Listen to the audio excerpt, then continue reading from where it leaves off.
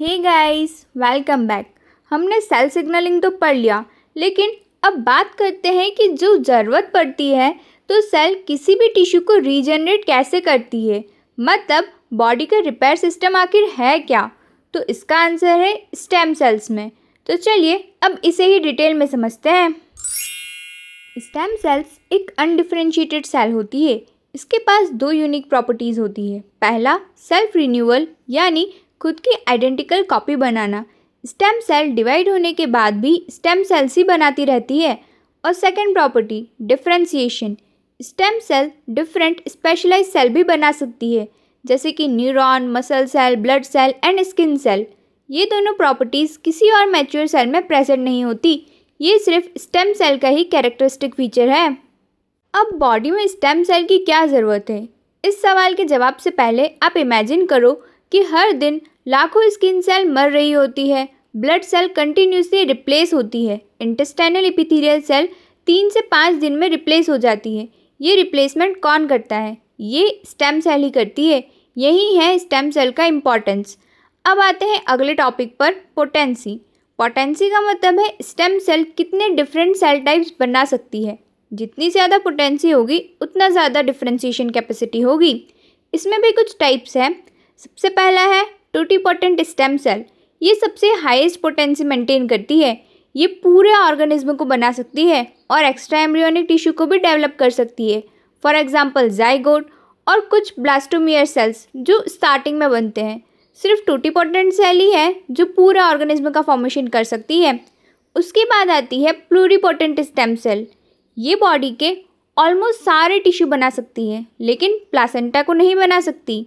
For example embryonic stem cell या inner cell मास।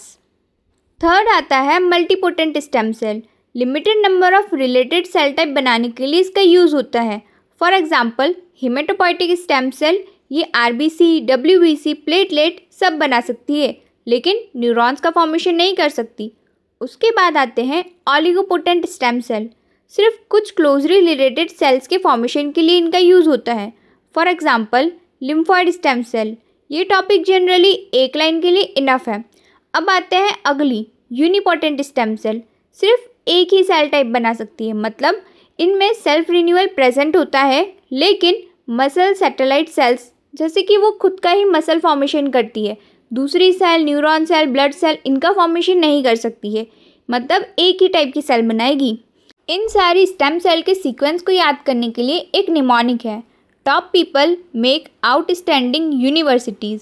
T से totipotent, P से pluripotent, M से मल्टीपोटेंट, ओ से ऑलिगोपोटेंट एंड यू से यूनिपोटेंट। अब आते हैं अगले टॉपिक पर, एम्ब्रियोनिक और स्टेम सेल का कंपैरिजन। एम्ब्रियोनिक स्टेम सेल, इसका सोर्स ब्लास्टोसिस्ट होता है और इसकी पोटेंसी होती है pluripotent. And adult stem cell का सोर्स होता है अडल्ट टिश्यू और पोटेंसी मोस्टली मल्टीपोटेंट। इसका फंक्शन होता है tissue repair. Embryonic stem cell pluripotent होते हैं, लेकिन टोटिपोटेंट नहीं होते। ये डिफरेंस ज़रूर से याद रखना। स्टेम सेल रैंडमली बॉडी में सर्वाइव नहीं करती। हर स्टेम सेल के पास एक स्पेशल माइक्रो इन्वायरमेंट होता है, उसको कहते हैं स्टेम सेल नीश। स्टेम सेल नीश का फंक्शन होता है कि ये कंट्रोल करे सेल्फ रिन्यूअल को, डिफरेंशिएशन, सर्वाइवल, यानी स्टेम सेल की डेस्टिनी ये सिग्नलिंग मॉलिक्यूल्स के थ्रू ही होती है। इसलिए नीश सेल सिग्नलिंग का भी पार्ट है। अब हर स्टेम सेल कंटिन्यूसली तो डिवाइड कर नहीं सकती। कई स्टेम सेल रेस्टिंग स्टेट में रहती है। इस रेस्टिंग स्टेट को बोलते हैं क्विसेंट फेज या जी नॉट फेज। जब इंजरी होती है तभी ये एक्टिवेट होता है। स्टेम सेल दो तरीके से डिवाइड कर सकती है, symmetric division and asymmetric division. Symmetric division में एक स्टेम सेल दो स्टेम सेल्स का फॉर्मेशन करती है और स्टेम पुल इंक्रीज होता जाता है। एसिमेट्रिक डिवीजन में एक स्टेम सेल से एक ही स्टेम सेल बनती है और एक डिफरेंशिएटेड सेल बनती है। ये टिश्यू होमोस्टेसिस मेंटेन करने के लिए बहुत इंपॉर्टेंट होता है। 2006 में शिनाया यामानका ने दिखाया कि अडल्ट डिफरेंशिएटेड सेल्स को दोबारा प्लूरिपोटेंट बनाया जा सकता है। इन्होंने इंड्यूस प्लूरिपोटेंट स्टेम सेल की डिस्कवरी करी थी। यामानका फैक्टर्स में 4 मेजर ट्रांसक्रिप्शन फैक्टर यूज़ किए गए थे, OCT4, SOX2, CLEF4 and CMYC। इनका शॉर्टकट याद रखना, OSKM। अगर इंड्यूस प्लूरिपोटेंट स्टेम सेल के एडवांटेजेस की बात करें तो ये पेशेंट स्पेसिफिक सेल्स होती है। इसमें कोई एम्ब्रियो की रिक्वायरमेंट नहीं होती है और ये डिसीज़ मॉडलिंग और ड्रग स्क्रीनिंग के लिए बहुत यूज़फुल है। कुछ ट्यूमर्स में एक small population stem cell like properties show करती है। ये रिकरेंस और थेरेपी रेजिस्टेंस का रीज़न बन सकती है। इसी को कहते हैं कैंसर स्टेम सेल्स। अब आपके पास एक सवाल होगा कि अगर स्टेम सेल सेल्फ रिन्यूअल कर सकती है तो नॉर्मल बॉडी की सेल अनलिमिटेड डिवीजन क्यों नहीं कर सकती? हमारी स्किन की एजिंग क्यों होती है? हम वाइट क्यों होते हैं? और या फिर ओल्ड एज में टिश्यू रिपेयर कम क्यों हो जाता है? और कैंसर सेल ऑलमोस्ट इमॉर्टल कैसे रह जाती है? इस क्वेश्चन का आंसर छुपा है टीलोमियर और टीलोमरेज में। सेलुलर एजिंग का मतलब सिर्फ ऑर्गेनिज्म का ओल्ड होना नहीं है। इसका मतलब है सेल ग्रेजुअली अपनी डिवीजन और फंक्शनल कैपेसिटी लॉस करने लगती है। जैसे जैसे डिविजन्स बढ़ते हैं डीएनए डैमेज एक्यूमुलेट होता है, प्रोटीन डैमेज बढ़ता है और फाइनली सेल परमानेंटली डिवाइड करना बंद कर देती है। इसी कंडीशन को बोलते हैं सेलुलर सेनेसेंस। डीएनए पॉलीमरेज तो डीएनए को रेप्लिकेट कर लेता है, लेकिन प्रॉब्लम क्रोमोसोम के एंड्स पर होती है। डीएनए पॉलीमरेज क्रोमोसोम के बिल्कुल लास्ट न्यूक्लियोटाइड को रेप्लिकेट नहीं कर पाता। इसी प्रॉब्लम को हमने बोला था एंड रेप्लिकेशन प्रॉब्लम। नेचर ने टीलोमर्स तो बनाए। टीलोमर्स क्रोमोसोम के एंड्स पर प्रेजेंट रिपीटेटिव डीएनए सीक्वेंस होते हैं। ह्यूमंस में इसका सीक्वेंस है TTAGGG। ये सीक्वेंस हज़ारों बार रिपीट होता है। टीलोमियर्स जीन्स नहीं होते, ये प्रोटेक्टिव कैप होते हैं, बिल्कुल शूलेस के प्लास्टिक टिप की तरह। अगर शूलेस का प्लास्टिक टिप निकल जाए तो लेस खुलने लगती है। वैसे ही अगर टीलोमियर ख़त्म हो जाए तो क्रोमोसोम अनस्टेबल हो जाता है।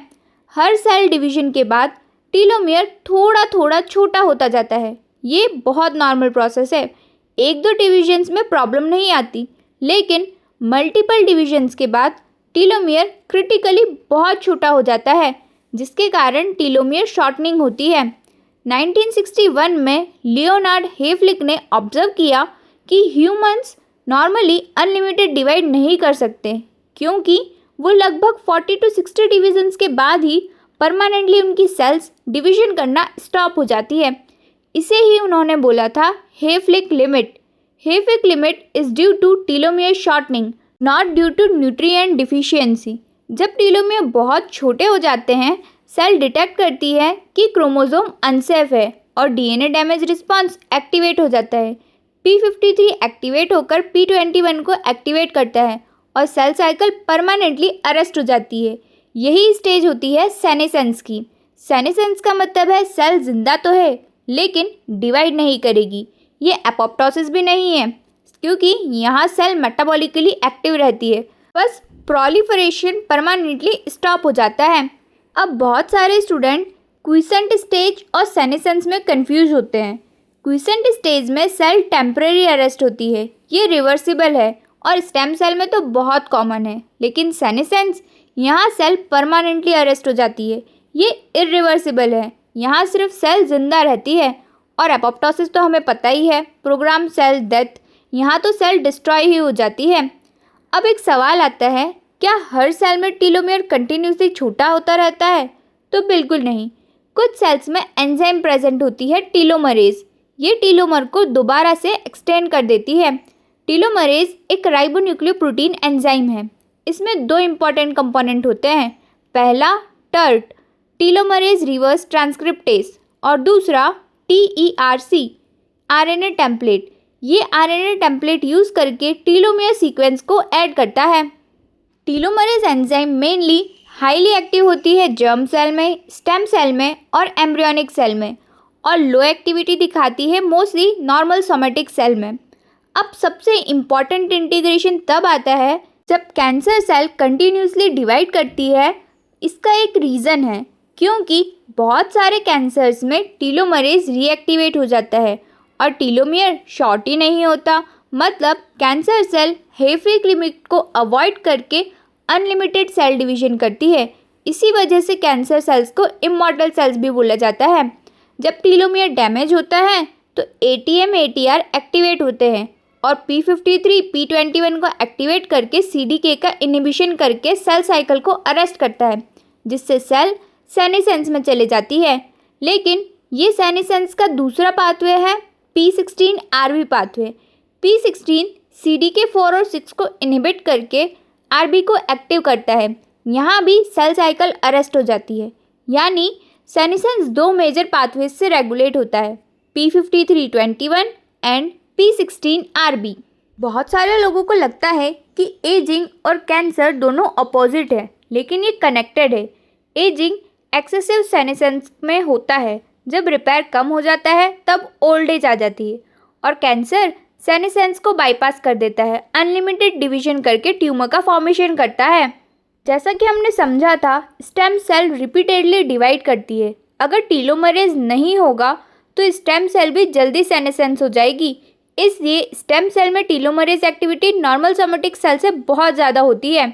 अब अगर शॉर्ट टीलोमरेज होंगे तो प्रीमैच्योर एजिंग और बोन मैरो फेल्यूर हो सकता है, और हाई टीलोमरेज की कंडीशन में कैंसर और अनलिमिटेड प्रोलिफरेशन। इसलिए टीलोमरेज का मेंटेनेंस सेल में बहुत इंपॉर्टेंट है। इसी के साथ हमारा सेल सिग्नलिंग यहीं एंड होता है, और हमने CSIR नेट के लिए सारे सेल सिग्नलिंग के हाई यील्ड कॉन्सेप्ट कवर कर लिए हैं। अब हम बिना ओवरलैप करे नेक्स्ट क्लास से इम्यूनोलॉजी को स्टार्ट करेंगे।